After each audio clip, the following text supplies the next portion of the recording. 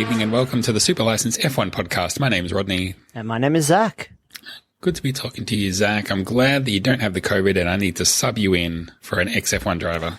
Who would you sub in, Rod, if it had to be someone that obviously has the Super License podcast license? Yes. You can't just grab some rando. They qualify. Yeah. But who would you want? Like who's not currently in another team that still wouldn't qualify? Do I say this every week? David Coulthard? David fucking Coulthard. I've got a bone to pick with him. I know. What do you wait? Did you say you have beef with him? I feel like I've got beef with him. Everybody listening, just pause your expectations for a minute. Zach, talk at me about these beefs. Well, I just feel like his interviewing has been really below par recently. Oh, well, yeah, that's true. Go into that. Really crap. I'm pretty sure it was him doing the post-race thing. Now I'm really questioning my belief. It was, right? Yeah. And I did not like what he said, that it's like, oh, we should call it Hamilton Stone. And I was like, instead of Silverstone. Yeah, just call it Hamilton. It's fucking there. He got the joke form right. He was like, hey, I've heard a rumor that they're going to rename this place from Silverstone to Hamiltonston. And boy, your anger on Twitter was not ignorable. It was palpable. There was nowhere to hide. If he was in the room, everyone would have blushed and looked away. But I also just didn't like that he didn't do key interviewee things as well. And look, if people do follow us on Twitter, they would have seen these same gripes, but I just can't. Like, we had a very grumpy week on Twitter. Did anything else interesting happen to you, Max? And it's like, it might have been Leclerc. And it was just like, in my mind, I was like, what journalist walks up to someone or, interviewer walks up and goes, so tell me all the things that are interesting to you. It's like, I thought your job was to ask me questions, like take the viewer, They're sort of fishing, yeah. On a journey, take us into the interesting things that are worthwhile doing. It's like someone just told DC, who hadn't probably been watching the race, to quickly run down and do the interviews. Yeah. Just off a weekend of bad coverage from the leaders at Sky and other. It was just so bad. Oh man, it's driving me so insane. And I'm just, it's been a stressful week in Melbourne and I'm sorry that I took it out on Twitter audience. My frustration with Sky, but it's getting worse and worse and worse. The coverage overall was pretty average. Maybe before we get into the race, we want to cover over some of those little things because I noticed things like the national anthem. Whoever sang the national anthem was not impressed, and there was no music or something. There was just something off about it. And you know something's bad when it comes to Simon Lazenby, and even he is kind of lost for words. And he just said something like, "Well, that was the anthem." Just be like, what? What the hell? And then there was the rubbish. I thought it was rubbish. Silverstone, we miss our fans.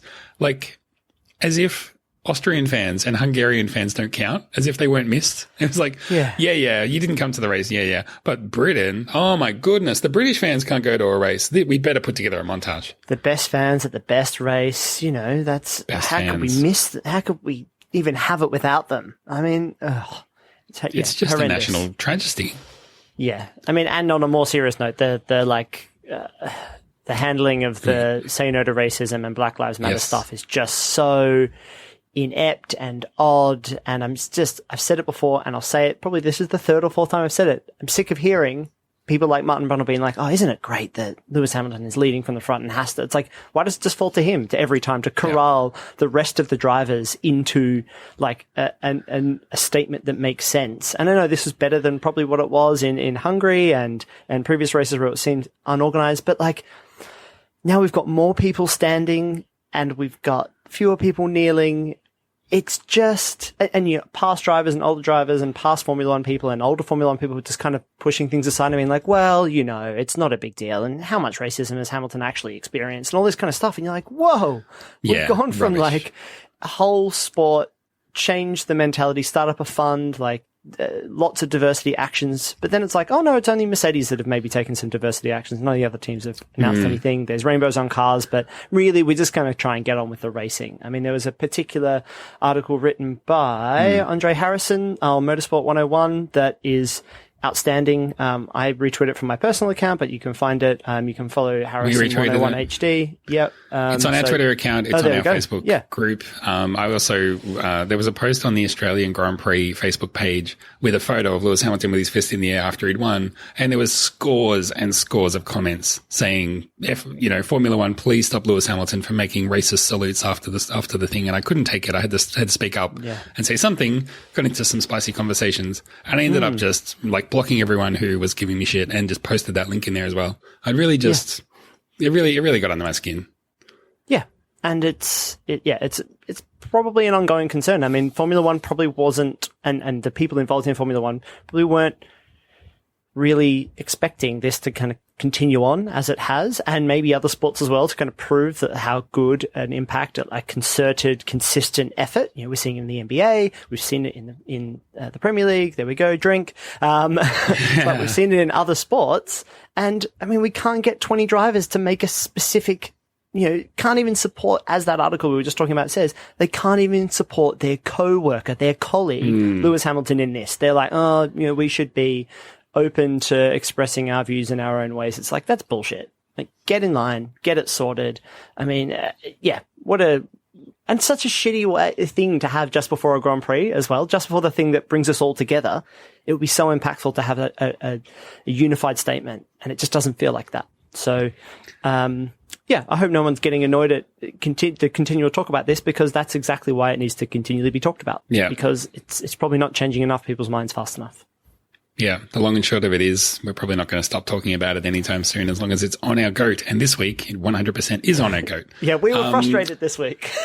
But that is Grumble Corner for this week. And it's time to move on, perhaps, to a race recap. So let's get into this Silverstone Grand Prix. Let us race a bit. I gave him space. Suck my balls, man. Let's hurry up and get out of here. We've got a race to do. Woo-hoo-hoo. Decent race from Daniel Ricciardo, who was making noises similar to that this week. But before we get into any of that, Zach, let me consult my notes. I believe it is you're the lucky winner of this week's 30-second recap. How are you feeling? I feel really good. I feel energized. Just had a big sip of water. Can you have a big Fantastic. sip? A gulp. I'll take one while you're talking. Yeah. I think I am really ready to go. Just bring on the timer. The race weekend started before it had even really started, when Perez caught corona, well, at least got some positive tests, and our fan favourite Nico Hulkenbubble had to step in. But guess what? He didn't even make it to the grid because of car troubles. We all thought he was going to finish on the podium in that amazing pink car. However, Hamilton just led from the front and was like, we went to Mercedes again today. But we saved all the action with the last couple of laps where everybody's tyres blew out. Sainz's tyre blew out. He fell down the grid. Bottas's blew, and we're like, what's going to happen to Lewis? And then David Croft got confused and thought it was Lewis, and then it was Lewis. And then Verstappen stopped, and he could have won, but he didn't. He came second. He was happy with that, though, in the end. Nice. That might be the best 30-second recap we have ever had. It was quality, coverage, and keeping to the time. I don't think that's ever been done. Well, we were lucky. There wasn't much that happened in this week. No, that's true. The first 10 seconds was just Hulkenberg. Maybe I want to start there. Rumors that Sergio Perez, who we know is under pressure to try and keep his seat, rumors that he went back to Mexico to actually try and have some meetings with sponsors. He says it was to see his sick mum. I choose to believe him, because I believe, when he says that, why would he? I mean, the old sick mum. Right? Everyone knows if you're going to lie, you lie about your grandma. You don't lie about your mum. You just don't do that. That's bad juju. So, yeah, regardless, he left. The other thing that we've also historically done is whinge about drivers leaving between races. Don't do it. Why the fuck would you do it? And here's the perfect example why you wouldn't do it. Perez comes back with the Rona. He says he did everything right. Those who are looking at his test results coming back positive would say everything. But I guess this is the danger, right? He can do everything right and still get it. That's kind of the problem. And that's why you can't be too cautious. Yeah, I mean, there was a great example post-race. There was an interview with the McLaren drivers, Sainz and Norris, and yes, I was going to help you there. It looked like they were having the interviewer perceived that they were arguing about something, and she'd be like, "Oh, just hug it out, guys." And Sainz was like, "We're not in the same bubble." And she was like, "Yes, you are." And I was like, "You definitely don't know if they're the same bubble." It's like, you're in the McLaren bubble. They're like, "We've got our own mini bubbles." They're taking that level of the teams have their own little mini bubbles, so they're doing as much as they can, and it's amazing that it was on one side, it's like, wow, of all the people to get it, it was a driver, the 20 people, who are like the poster boys of the sport. I didn't think it would be one of them, but then the evidence would suggest it's like it would only be them because they're the ones that are leaving. They're the ones going outside the bubble, essentially. Everybody else is like staying in their caravans, staying in their portable classrooms, like sleeping in the bunk beds, whatever it is, booking the hotels out. They are all of the like tier down. I hate to say it that way, but like, then the non-drivers are working their asses off week in, weekend out, and they don't have it. So it's an interesting stress test though for the system, and Force India still raced and they got a replacement in. Yeah, speaking Force of India, stress test, Racing Point. No, you did it. There you go. That should be another drink, I reckon. If we say Force India instead of Racing Point, have a drink. We need to put out a visual of that. We need to put out an actual super license bingo. Yeah, we will. Someone can make that one for us. Thank you so much. Put it on a t-shirt. But speaking of stress test, Nico Hulkenbubble, who has been sitting on the sidelines for a little while, was in the mix. Obviously, you could get Stoff the Doff, except he was in Berlin ready to race in Formula E. You could get Esteban Gutierrez, except why would you? And then there's Hulkenberg, and they sort of rang him up and was like, "Do you reckon you maybe want to fly out to Silverstone and do a little bit of F1 with us?" And he was like, "Fuck yeah!" So does a Rona test, flies out. It turns out to be negative, meaning positive, meaning it's a positive result that it was negative. You know what I mean? And who's on first? Next thing you know, he's in the car. What a dream come true. There's only 20 cars on the track. Now, fucking tell me what the chances are of all of the 20 cars on the track for one of them to have a technical problem and not start. Tell me how it's his. Tell me how it's his one. It's the statistics. Well, no. I'm holding up my finger very clearly. I do not think it was, although I'm starting to think now that it might, no, it's not a conspiracy, but what are the chances that he like goes all the way there, goes all the way to fucking Britain from wherever the fuck he was, goes through all the practice, learns this new weird car, has to get a seat fitting done, probably I don't even know, has to stay in a bubble, work out what bubble he's in, learn the names of the people in his bubble, learn his bubble names, learn his bubble buddy names. You've got normal names, you've got bubble buddy names. Yeah. Gets in the car, sitting on the grid thinking, who would have thought 72 hours earlier I would be here? And then 5 minutes later, he's like do you reckon he must have gone into his little, they're not even little hospitality units his anymore. Portable classroom. Little units. He must have been in there smashing everything that could be smashed. Yeah, he's the Nico Hulkenbubble burst. Hulk smashed. Yes, exactly. Yeah, you're right. I can't remember the last time a car had a problem on the getting to the grid lap, except the race weekend before where Verstappen crashed. But they even fixed that. But even then, that they couldn't hold fixed him that. down. So it was of all the things. I mean, Nico Hulkenberg must have been rubbing his hands together and licking his lips because he's like, this car's actually pretty good. Yes, finally, a podium I'm is better gonna happen. than Stroll, I think. Well, I should be able to do something here. And look, maybe you'll get another crack this weekend. If Perez doesn't get a negative test, and even then there might still be some umming and ahhing about that. So classic Nico Hulkenberg, pessimistic Nico Hulkenberg, where they were like, look, it's not all lost. You might have a race next week that you can come out and actually show us what you can do. And even then he was like, well, yeah, except that if I'm going to race next week, it would have been really good to race this week and get my head around the curve. It's like, oh, fucking hell, man. Just he's just willfully ignoring silver linings everywhere. But I don't blame him. I put him in my fantasy predictions as finishing on the podium. I was that Did you? confident. Oh, yeah, wow. It was so dumb. It was so dumb. But I was like, amazing. look, if those racing points look good, and they do, right? Everybody's like, these racing points are great. Mm-hmm. They're basically the Mercedes cars. And then it turns out they're not actually as good, or that maybe it takes slightly more than just that. And the other teams are making gains as well, right? Mad gains. So yeah, exactly. You really caught me off guard with that. Sorry. It's not even funny. I'm like, why is no, laughing? it's just someone like you. Okay, cool. I think Hulkenberg will be looking at next weekend and just thinking cool, just put a nice big race weekend together. And look, maybe his stocks will rise and there'll be another Formula One team that will look at him and be like, you know what? Maybe we could put him in the car.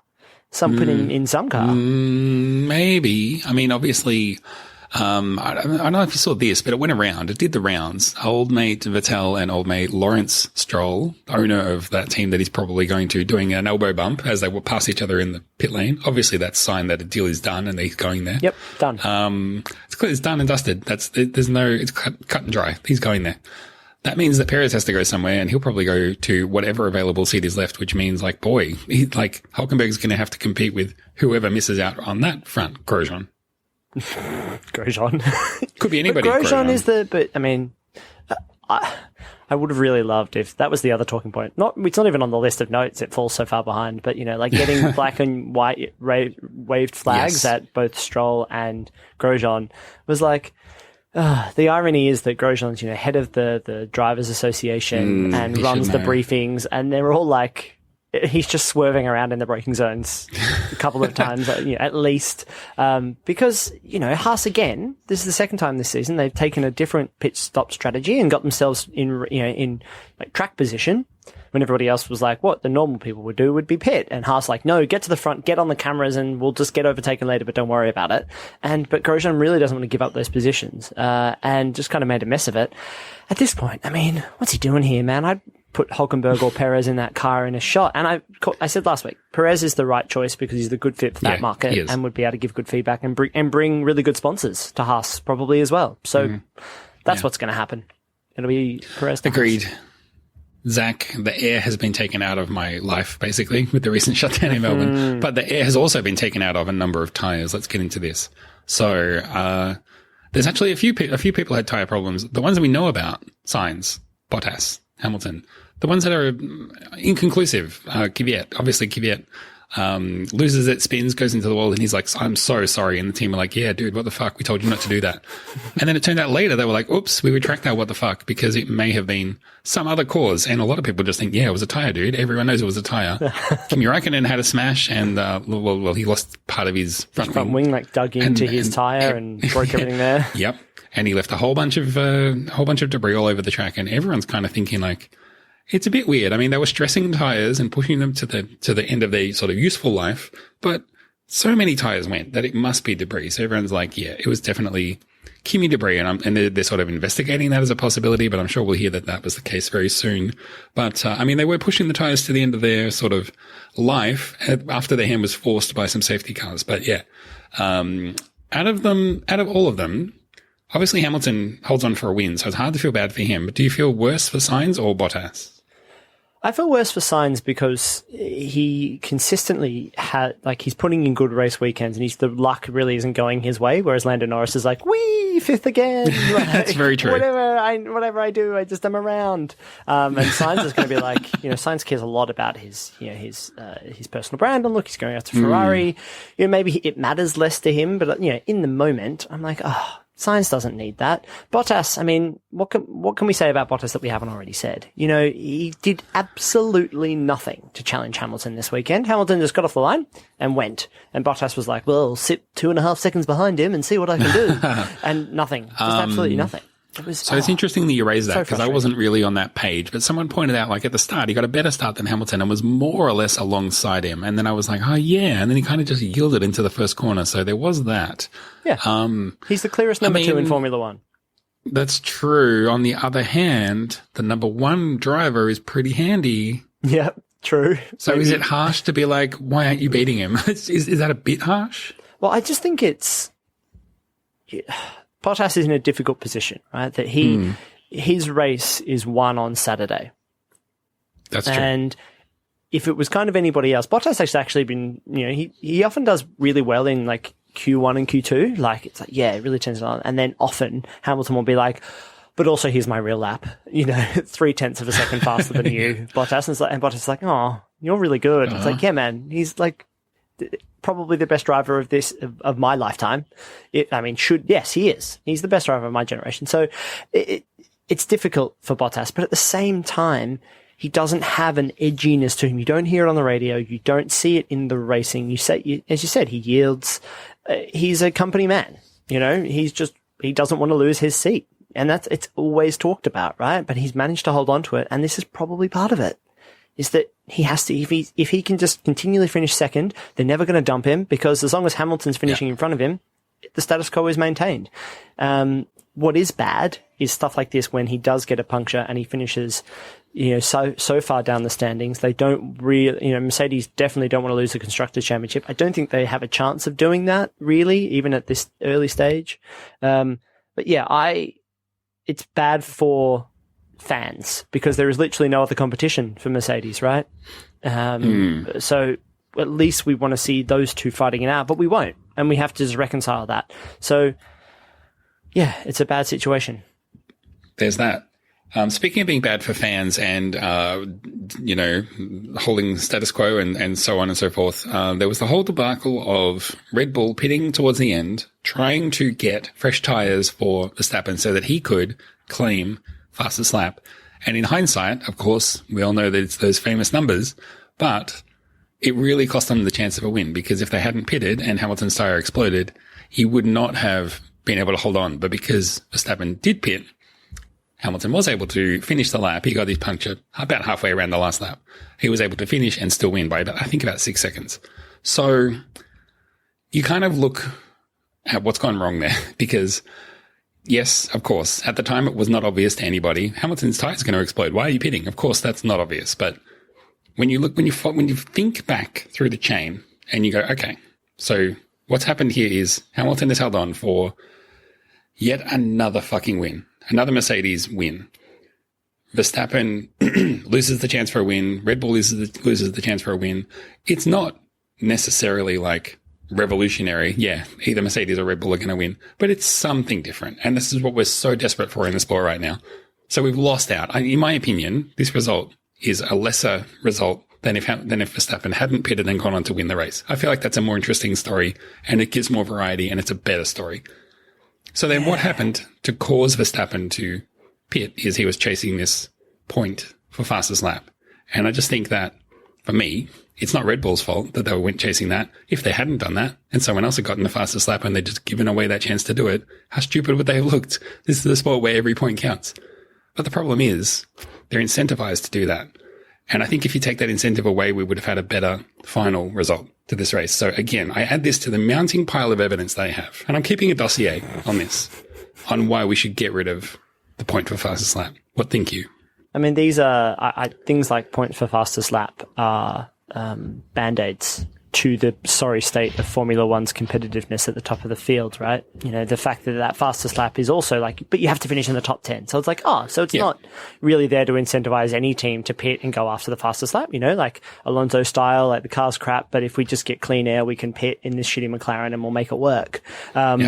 It doesn't do that. But at the same time, like, Max Verstappen is just doing what seemingly he's done for the last 3 seasons, which is like he just sits in this gap between whoever's winning and then the middle of the field, and he just sits there racing on his own for 70 laps essentially. So it gives them something to do. It adds another point to the race. It's another risk. Yeah, it's not like it's not risky. They only had in normal circumstances, they had the gap of 30 seconds ish, but going in for a pit stop is still risky. Something could still go wrong. A wheel nut might not come off or it might not be fixed correctly. It's not like they're doing 5-second stops just to be really sure. They're still doing 2.5 seconds in and out.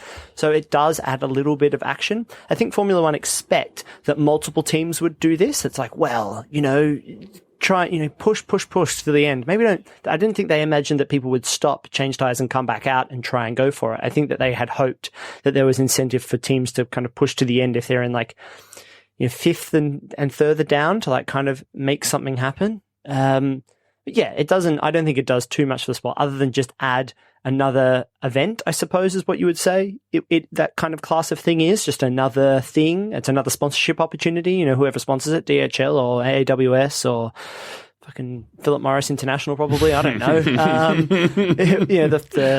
Maybe we could sponsor it. The super licensed Formula One podcast Fastest Lap. I'd be in for that. So I think it was junk. I mean, as to your point around that leading back, I think that, if you take that further step back and say it's the reason why Verstappen didn't win this race was because of going for the fastest lap, and that only exists because Formula One doesn't have enough activity and competition. That is the point for fastest lap is in the same category as reverse grids, false wet tracks with sprinklers. Like, it's in that vein of artificial stuff.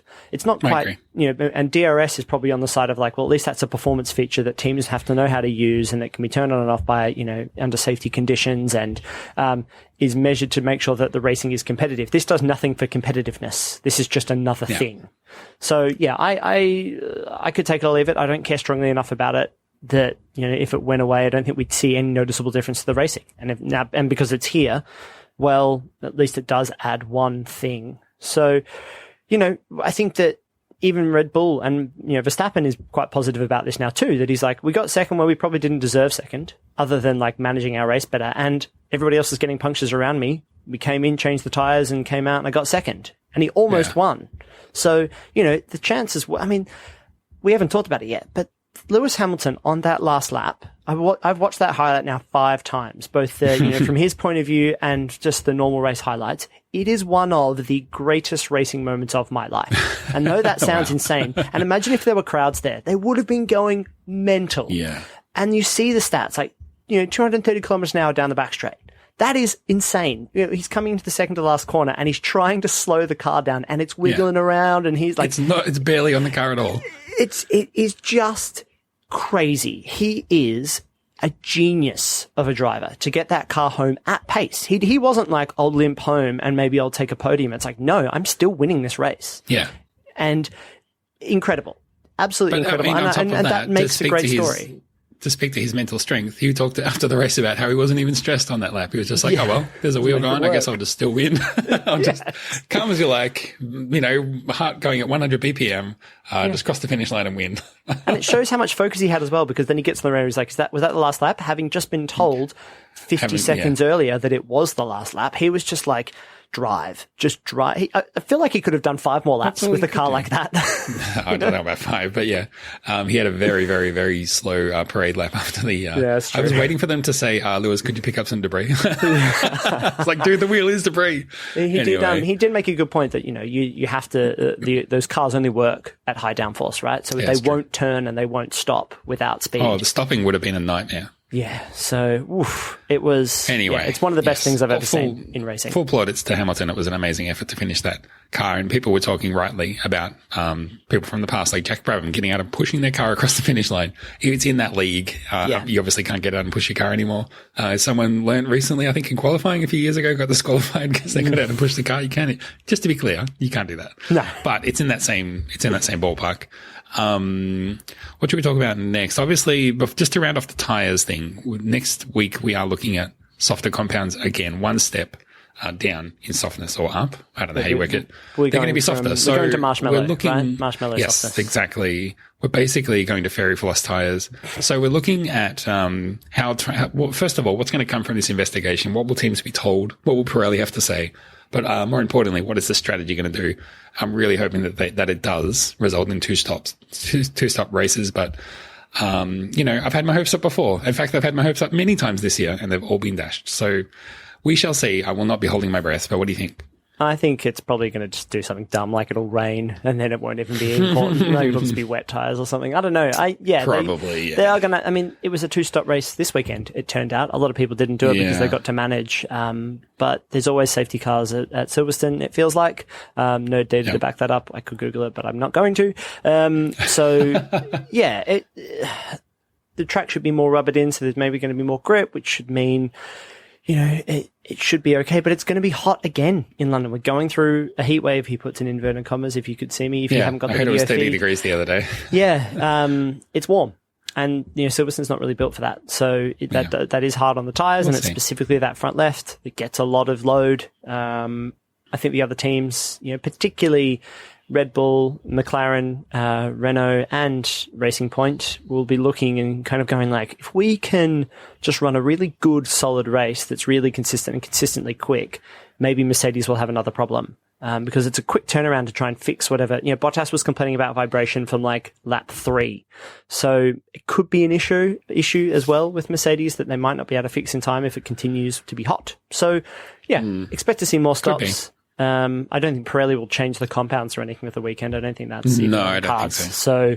So, it'll just be, it should hopefully mean some stuff will happen in the middle of the race, unlike this one. Yes, very much so. I was so bored, and I ended up tweeting out something about strategy and being like, my strategy is going to be to go and brush my teeth and watch the end of this race in bed. I didn't end up doing that, but boy, I was bored during the middle part of this race. There's not much else to talk about, but the one I do want to talk about is Albon v Magnussen.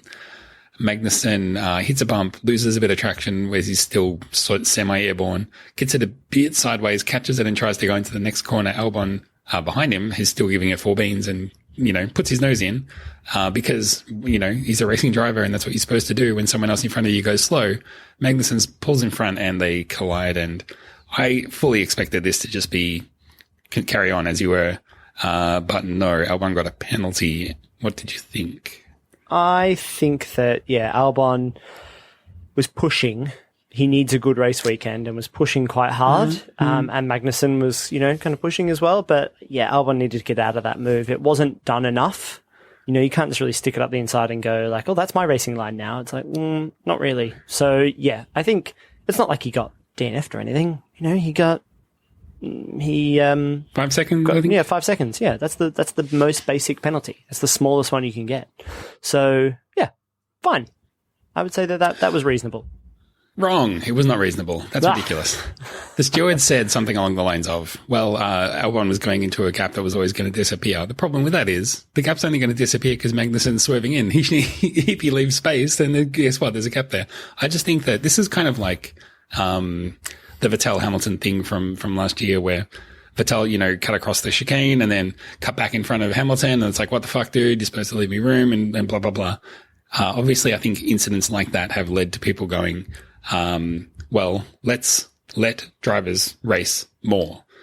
So this is where it's so maddeningly inconsistent is like Albon's trying to race. Magnussen is the one that made the mistake, not Albon, right? To cause the incident. So if you're going to look at who is responsible for causing the incident, I don't see that Albon's responsible. So I thought that it was a harsh penalty. I don't think he deserved it. And as you said, he's desperate for a good result, but I feel like he got penalized out of any hope of getting a good result. Is this another example of penalizing the outcome and not the action?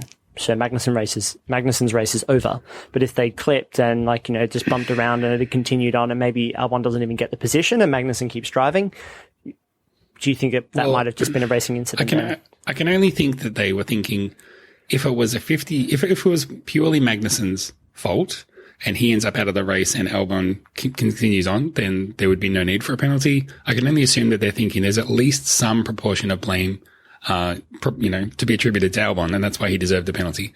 It's not going to make up for Magnussen's, issue, but at least they're seen to be squaring the ledger. The problem is, like I said, for me, it was Magnussen's driving error that caused that more than Albon getting his nose in. But, everyone's going to see it a different way. I just wish that we could go a week without not having to complain about the stewards. Yeah, I think it's just part and parcel of the sport. Anything that's up to interpretation, like all of this sport is. It's always interpretation, right? And that's from the stewards all the way up to trying to pick what tyre strategy should go on. It's one in the margins, this sport, unless you're Mercedes and your car is 10 times better than every other car. Yes, it's not every week that we get to the last talking point and it's the guy on the podium, but Leclerc finished third. Another unexpectedly good result, I guess, for him. He's had a couple of those so far where it's like, we expect to finish 7th. Oh, what do you mean I'm on the podium? Okay, great. And I loved his bronze. What did you call it? Bronzeware? Was that you? No, Crofty said that. And I'm like, Gold. Again, another, no. What the fuck are you talking about? No, bad. It was another black mark against the Sky commentary team. They were like, Hamilton gets a gold trophy. Verstappen gets some silverware. And Leclerc gets some bronzeware. And I was like, bronzeware? What in the hell? You're a professional commentator. So, that was that. My favorite trophies, though. We need more of that. We need more traditional, awesome. I want trophies that look like good trophies. Yeah, I want really rad, burnished. Like that bronze one was really like it was old.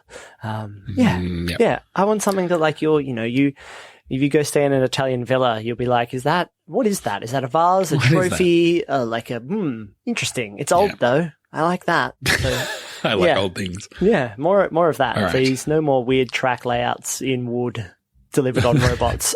I miss the robots. That was the British Grand Prix. Coming up next week is the anniversary Grand Prix, Zach. It's time for us to get into fantasy focus, where we look at our fantasy league and see how we've done. I'm very excited to read out the podium for this week's race. I would say, I don't know, do you want to do league first or race first? I've got the race up, so I can see. Okay, I've got the league up, so how about... Perfect. I'll do the race then. So, Okay. the British Grand Prix, that makes sense. Super License League. The one we're talking about, yes. So, Team Indigo from Amanda Grabowski, I don't know how you would prefer the pronunciation to be, with 170 points, Rod. It's so many points. There's someone who didn't pick Hulkenberg to finish on the podium. Yes, that's right. Slugworther Ganal. That's easy for you to say. Yeah, exactly. From the Moduscope Arazndi, 158 points. It's rough. It's 158, you say? I'm looking at it on my phone, so it's cutting the names in weird ways. And whatever Amplified Dukes Razing from Ruhr Gordon. I don't know who that is, but 158 points as well. Pretty good. Are you proud of yourself? Claiming a little bit of bronzeware. I'm annoyed. I'm annoyed that I'm equal second. Annoyed. One more point would have put me, I would have had some delicious silverware. But no, claiming the bronze for the second week in a row. That's 50% of races this year I've been on the podium. Not too bad. They call me the Lando Norris of fantasy, basically. It's amazing that you're still in the league ranked, 22? I'm jumping, but I'm still only 22 in the league. Yeah, that's true. I mean, we have a bunch of fine fantasy players in our league, and I'm very proud of all of you. But well done to this week's podium getters, excluding myself, because that would be gauche. But turning our attention more broadly to the league, topping the league is Romeo e Giulietta, I think that's right, managed by Vincitore, and then in the second place, Hypothesis by Manager Hypothesis. And then team number 3, Team Blue and Gold by Leeboy O'Donnell, all of which have more points than me. I'm all the way down in 22nd. I think I'm 38 or something. It's not worth even probably looking. I know that my worldwide position is like 3,460, which, you know. Oh, yeah, that's... What a boost. Yeah, I'll give you a boost, mate. You're actually in 31, but you did go down 9 places this week. I'm sorry to say. Actually, you went down from 22nd to 31, and I happened to be up into 22nd, so I'm sorry, mate. I made team changes this week. I made Did you put in Force India? And you picked Racing Point, Perez? Yeah. Yep, I put Racing Point in, and I put Lance Stroll in as well. He's still cheap, but turns out he's not a great driver. Turns out maybe he's not that good. And I should reconsider. Car alone is not enough. Maybe when we get to some faster tracks. I think I've only got one more free change as well, so I've got to really think about what I'm going to do here. Yeah, you better get it right. Lance Stroll's going to win Spa, mate. Don't worry about it. Thanks everyone for playing another good week of fantasy, and yeah, keep doing us proud and keep getting in those sweet results. Speaking of Zach, I've got a super quiz for you. Let me pull it up here, and I will hit a button that makes a thing. That sounds a bit like this. We will accept a couple of questions. Should one only win one? Would one want to have won that one in round one? Can you repeat the question? Are you ready for a tongue-in-cheeko quiz? Yeah, mate. Tongue-in-cheeko. Hit me with it. I just thought I'd pull a Zach and come up with a funny... That's a good name. A funny quiz name, and then have some below par questions. Here we go. Okay. So, obviously, Chico, yeah, he's on his way out. He's done. Sorry, guys. He's leaving Racing Point. He'll be lucky to be on the grid next year, but... I thought I'd have a bit of a look at the man behind the nickname that they call Cheeky Checo Perez to find out a little bit more about him. So I watched some videos of him at home lounging around in his wonderful, beautiful, scenic home of Mexico where he lives. So we're going to get into a couple of personal questions about Chico. I'm going to ask you questions about him. You're going to tell me what the answers are. Are you ready? Yep, that sounds like normal quiz format. I'm in. For what reason does Chico choose to live in Mexico, and why not Monaco? Because he's from there? Well, that's true, but that's not, more information, please. To be close to his family, I reckon. Probably. That's pretty close. Specifically his aunt, who he really loves. That's exactly. And his mum is apparently on a deathbed or something. Oh. I wonder if his mum is colour slim. Anyway, no, his answer was he wants to keep his personal and F1 lives separate. I wonder how he feels about that when the Mexican Grand Prix is in town. He's like, oh, God, my work life. Geez, now I have to go live somewhere else. This sucks. Yeah. He goes to live in Monaco that weekend. Question number 2. Oh, by the way, I've got 1, 2, 3, 4, 5, 6 questions. Question number 2. Why is Mexico one of the best countries in the world, Zach? Why is it one of the best countries in the world? Mm-hmm. What aspects of it make it one of the best countries in the world? It's really beautiful. The people are really lovely, and the food's fantastic. They're my top 3, I'm going to say, having never been. That's great. And what do you think Checo Perez said about why it was a great place to live? He thinks that He loves the divide between the rich and the poor, so he can feel really He upper loves class. it. He can't get enough of it. Yeah. He just walks down the street like, thank goodness. Yeah. Thank goodness we live. Oh, boy. Well, I'm sorry to say you're absolutely nowhere near it. So his answer was, why is Mexico one of the best countries in the world? His answer, it's a great place to live, a great place to invest, and a great place to grow up. When I'm thinking about a place that's like whether or not it's the best country in the world, definitely whether it's a good place to invest is top of my mind. Also, great place to grow up. I mean, what am I going to do about that? Like, that annoyed me that wasn't in chronological order. Yeah. Like, I can't, oh shit, well. That boat sailed for me, I'm afraid. Yeah, and number 4, great place to be reborn. Although I guess if I ever consider growing up, I might go there. Question number 3, Zach. After an earthquake devastated Mexico, how many new homes did Sergio Perez's foundation provide for people in need? Your option. How many homes did Sergio Perez Foundation provide for people in need? Was it 4 homes? Was it 14 homes? Or was it 34 homes? That's way fewer than I expected. If you hadn't given me multiple choice, I would have said like 5,000 homes. 5,000 homes. Well, it doesn't take whole homes. much. Whole houses. Yeah, I mean, 5,000. You're saying it doesn't take really much. Rich. Have you bought a house recently? I was just watching a show, and there was in Spain, there was a housing community that had 34,000 homes in it. That was one investment. Like, people built all of those homes to sell. Cardboard boxes in a home. I mean, so I reckon 14. 14. Incorrect. Uncharitable. It was 34. I thought that was amazing. 34 whole homes. I'm sorry, but I actually thought that was incredible. Did he build them himself? Obviously this is in Mexican pesos or dollars or whatever it is over there. It's not in Australian dollars, and these aren't Australian properties. But in Australia, 34 homes, you're looking at like $20 million. Anyway, I thought that was good. Next question. Let's move on because it's getting awkward. We see Checo training hard. Question for you, Zach. Is training one of his most favorite things or one of his least favorite things? I mean, he seems like a pretty one-dimensional guy, so it's one of his favorite things. One of his most favorite things.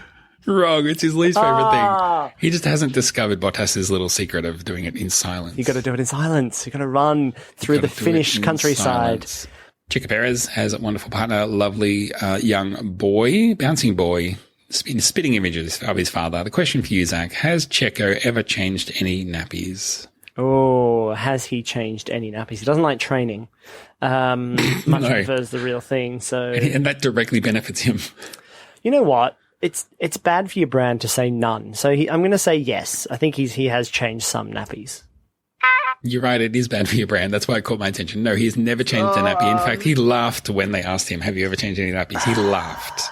Sergio Cheeky Perez. No nappies for him. So cheeky. Who knew your stocks could fall so far because of one quiz in my mind? Remember those 34 houses, though? That's pretty good, 34 houses. Anyway, last question. Does he think of his family while he's driving, Zach? Does he think of his family while he's driving? He's not thinking about his fucking nappies changes, is he? Or building houses. Probably not working out on his nappy folding strategy, no. No. And what is he doing in the car? That's what I'd like to know. That's what I'd like to know. So harsh. We parked our grumpy thoughts. Is he thinking about his family? Yeah, he seems pretty family driven, right? He burst his bubble to go back and over there and catch Corona. So yeah, sure. He's thinking about his family. Yes.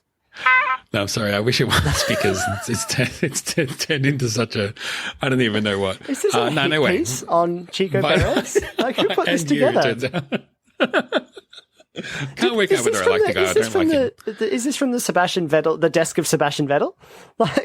Actually, yeah. The email did come from I don't have Facebook, .com. So yeah, maybe it is from Vettel.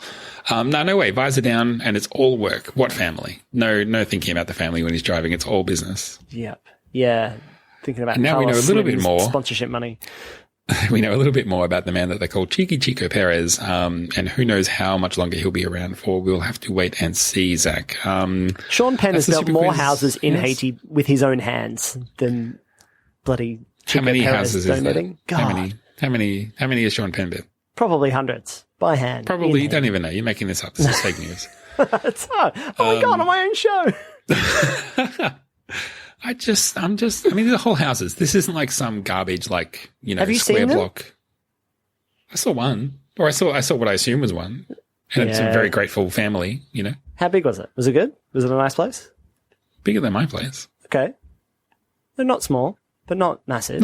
Not small, but I mean, let's just say he Reasonable. lives in a much bigger place. Yeah, look, this interview was only talking about the houses specifically. That's one nice anecdote. I'm sure he gives lots to charities that, he feels, strongly about. This is not a hit piece on Cheeky Perez. I don't know him personally. I haven't done all the research. I didn't write the quiz. All I'm saying No is one said Rod this to him. has put him in a bad light. And that's not my fault. I assumed best intentions the entire time. Or if you go back through my answers, I expected him to be way from better. His own interview, a profile piece about him. You Yeah, can't he blame fell me for the short content at of that. every single hurdle he tripped. Not my problem. Not my problem. My hands are clean here, my friend. Anyway, Zach, let's wrap this up. This is turning into dumpster fire. So let's wrap it up. We need to offer some kind of final thought to Some closure. give us a catharsis and leave on a hopefully positive note. But it doesn't have to be. What would be my final thought for this week? I was thinking about a lot of stuff. I was very thankful for F1 Twitter this weekend. People were out in force. There was lots of good banter. Because of that, the sport, I don't know if it's better or worse to have fans not there for these kinds of races, right? It was such a shame that it all came down to those last couple of laps. And that's it felt like the last few years of Formula One all wrapped into one race, that it was like, oh, the start's really interesting. And what could happen? We've had weird controversy over a driver getting corona and a replacement driver who didn't make it to the grid, blah, blah, blah, blah. And then nothing happened until the last couple of laps. And that's usually what we're sold every race weekend. It's like, but you might get him on the last lap. And finally someone might get someone on the last lap, and it didn't happen because F1.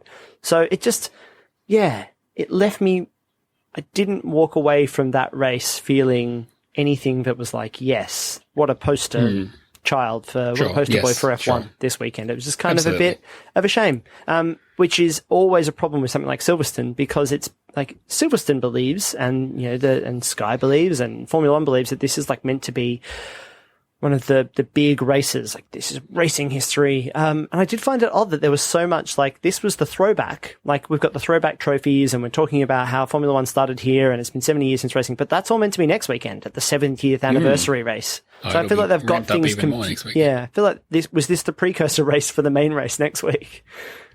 It was the dress rehearsal, yes. Would have made more sense next week too to have that montage of we miss the fans. You know what I mean? Like, rather than this week. Anyway, good final thought. Is that all? Yeah, that's all. I'm just stepping back to let you have your moment while you do that. Yep. I yield. I yield to you. You yield. I yield my time. Look, my final thought is one that I think it's relevant to Formula One, but it's relevant to everything, which is if you see a headline, make sure you read the article. It's so important, because I read an article today, and I've still got it up on my phone. And the headline is, Berger advises Vettel to retire from Formula One. So you read that and you think, oh wow, Gerhard Berger thinks that Vettel should retire from Formula One. Here's what it says. The article says, Vettel's options now seem to be retirement, taking a year off, or joining Aston Martin for 2021. Berger thinks that the 33-year-old should call it a day.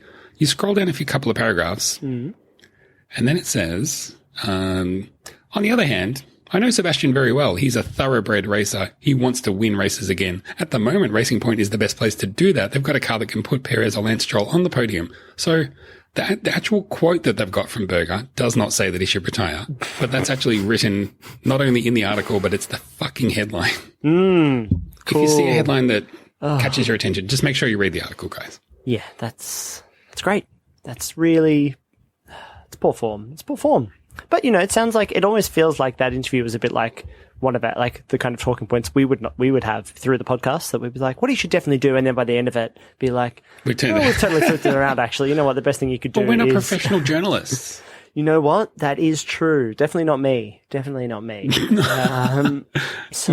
Boy, and I just play one on Twitter. Well, look. I didn't have a final. I should have used this as my final thought. It was just announced today that we're going to have the shortened race weekend in. We are. Well, I mean, we said last week that was probably looking likely, but now we know that it's 100% confirmed. We know what it's going to be. It's going to be one morning practice session and then boom, qualifying at a race that we haven't been to for 12 years. So well done with. Sure, it's fine. Sure, it's going to be fine. You know what? Everybody who has raced on F1 simulators and played racing games, all the young drivers, they're going to do better at those tracks, that track, than anybody else. So look out for Max Verstappen, Greg, I'm going to call him Greg Russell forever now, George Russell, and Lando Norris.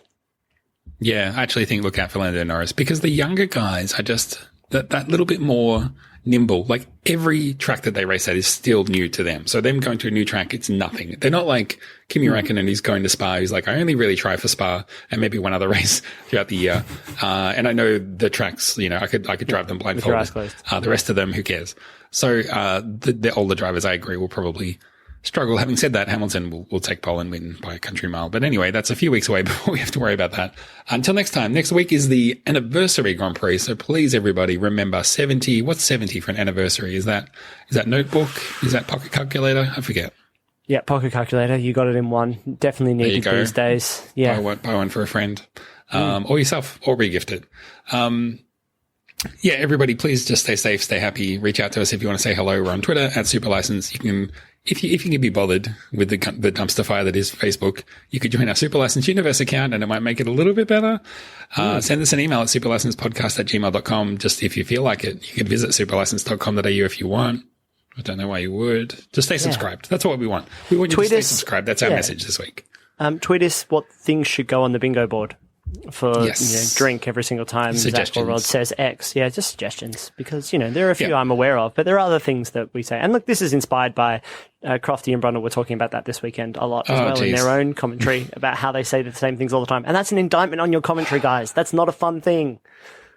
But this is like some kind of Greek tragedy where we become the very thing that we detest. This is awful. This is terrible. Well, Zach, look, I wish you the best, my friend, and I'll talk to you next week. Until then, my name's been Rodney. My name's been Zach. We'll talk to you in an anniversary type of way for the next race. Bye-bye. Bye-bye.